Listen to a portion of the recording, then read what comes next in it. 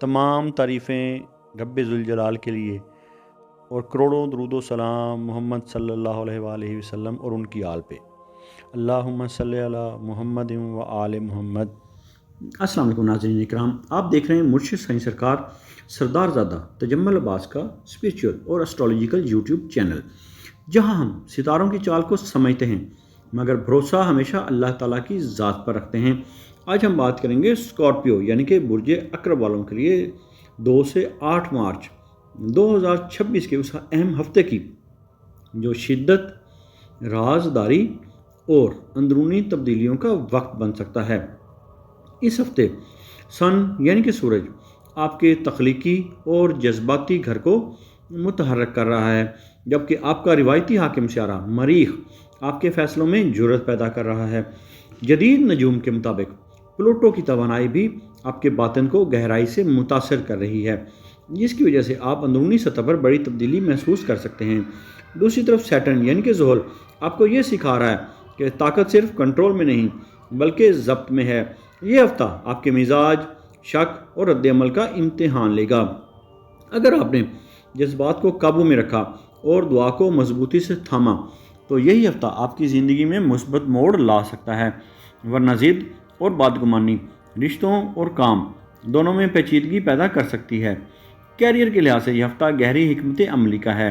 मरीख आपको जुर्रत दे रहा है कि आप अहम फैसले करें, मगर सैटर्न यानी कि ज़ोहल खबरदार कर रहा है कि जल्दबाजी नुकसानदेह हो सकती है। दफ्तर में किसी खुफिया या हसास मामले का सामना हो सकता है, ख़ास तौर पर बुध और जुमेरात के दिन। यहाँ मरकरी यानी कि तारा की पोजीशन इशारा दे रही है कि बातचीत में राजदारी ज़रूरी होगी। अगर आप सरकारी जॉब या तहकीकाती शोबे में हैं तो बारीक बीनी से काम लें। कारोबारी अफराद के लिए यह हफ्ता नई डील के बजाय पुराने मामलात की सफाई का हफ्ता है। शराकतदारी में शफाफियत रखें और किसी पर अंधा एतमाद ना करें।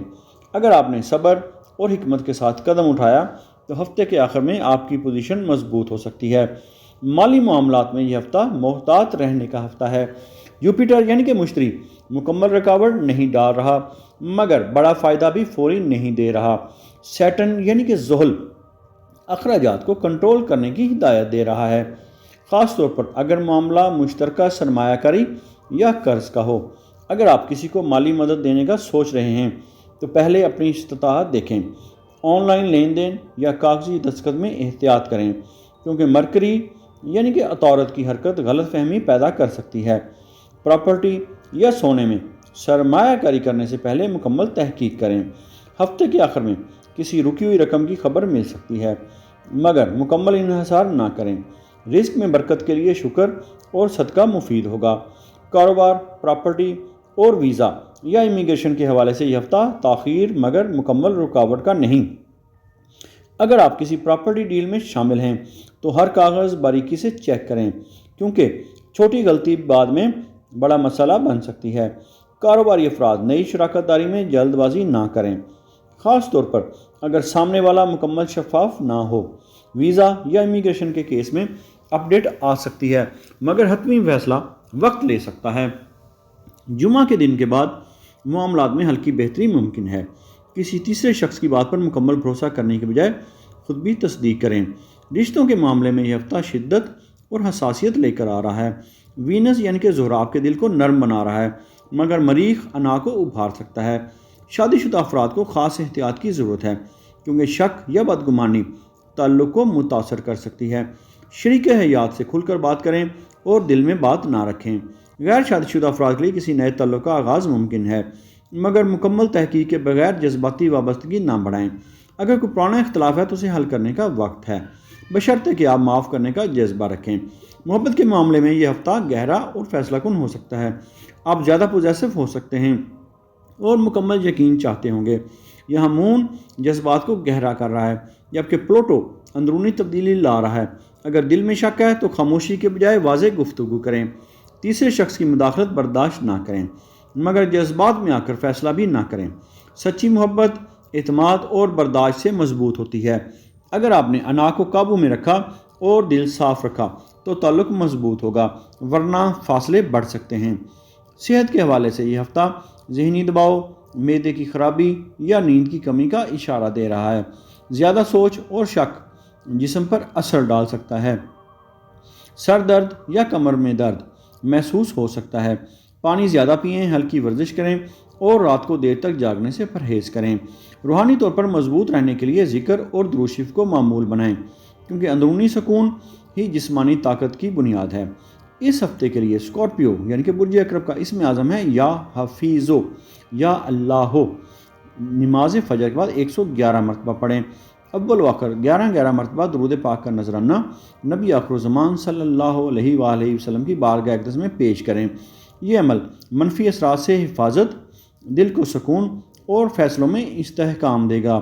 مجموعی طور پر یہ ہفتہ آپ کو یہ سکھانے آیا ہے کہ اصل طاقت خاموش حکمت میں ہے، نہ کہ فوری رد عمل میں۔ اگر آپ نے شک کو قابو میں رکھا، صبر اور برداشت کو اپنایا اور دعا کو مضبوطی سے تھاما، تو یہی 2 سے 8 مارچ 2026 کا ہفتہ آپ کی زندگی میں مثبت تبدیلی کی بنیاد بن سکتا ہے۔ یاد رکھیں، مریخ جرأت دیتا ہے مگر کامیابی صبر سے آتی ہے۔ ستارے سمت دکھاتے ہیں مگر دروازہ اللہ تعالیٰ کی مشیت سے کھلتا ہے۔ اس لیے کوشش بھی کریں، دل کو صاف بھی رکھیں اور اللہ پر مکمل بھروسہ بھی رکھیں۔ آپ کا اس ہفتے کا صدقہ ہے کہ آپ کسی روزہ دار کو روزہ افطار کروا دیں۔ بے شک 2 کھجوروں سے افطار کروا دیں، پانی کے ایک گلاس سے افطار کروا دیں یا کھانا کھلا کر افطار کروا دیں۔ صدقہ مصیبتوں اور مشکلات کو ٹال دیتا ہے۔ اگر آپ اپنے نام کا اسم اعظم جاننا چاہتے ہیں یا اپنی کسی پریشانی یا مسائل کا روحانی اور اسٹرالوجیکل حل چاہتے ہیں یا اپنے کسی خاص مقصد کے لیے استخارہ کروانا چاہتے ہیں، تو آپ ہمارے دیے گئے واٹس ایپ نمبر پر رابطہ کر سکتے ہیں۔ ہمارا علم تجربہ نہیں، وراثت ہے جو صدیوں سے چلا آ رہا ہے۔ ہم تعلیمات اہل بیت علیہ السلام اور فیضان اہل بیت علیہ السلام کے ذریعے آپ کی زندگیوں اور آپ کے دلوں کو منور کرتے ہیں اور آپ کے مسائل کا روحانی حل کرتے ہیں۔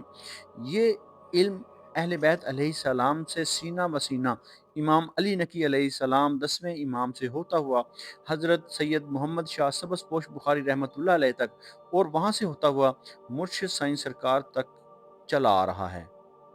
اللہ تعالیٰ آپ کو اپنے برگزیدہ بندوں اور انعام یافتہ لوگوں میں شامل فرمائے اور آپ کو اپنی مخلوق میں خیر بانٹنے والا بنائے۔ الہی آمین۔